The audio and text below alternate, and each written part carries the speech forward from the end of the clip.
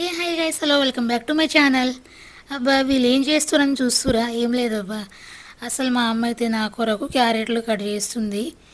అంటే నా దగ్గర వచ్చింది మా అమ్మ చూడడానికని. అయితే పండ్లు కూరగాయలు అన్నీ తెస్తుంది. ఎక్కడి నుంచే తెస్తుంది, ఊరు నుంచే తెస్తుంది. ఇక్కడైతే అమ్మ అంటే నేను కొన్ని సిచ్యువేషన్ వల్ల, కొన్ని సెంటిమెంట్స్ వల్ల నేను మా అమ్మ వాళ్ళ ఇంటికి ఇప్పుడైతే అసలు పోవద్దు. అసలు పోతేనే డెలివరీ అయినప్పుడే పోవాలి, పాపతోనో బాబుతోనే పోవాలంట.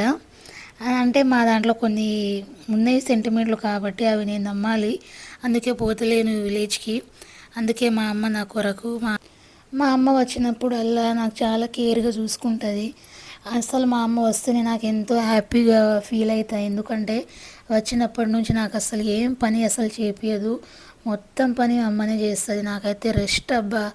అసలు నువ్వు ఏం పని చేయకు, నేను వచ్చినా కదా అని అన్ని పనులు చేస్తాను. నాకైతే బాధ అనిపిస్తుంది.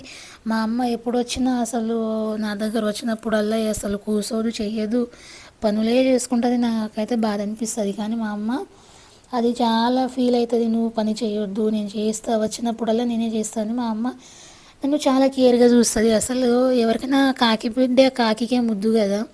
అందుకని నాకు కూడా ఇప్పుడు అర్థమైంది అసలు తల్లికి బిడ్డకి ప్రేమ ఎంత ఉంటుందో.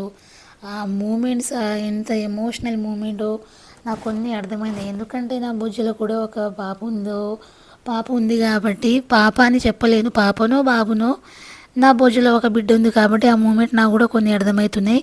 అలాగే మన వీడియో లైక్ చేసి సబ్స్క్రైబ్ చేసుకోండి, సపోర్ట్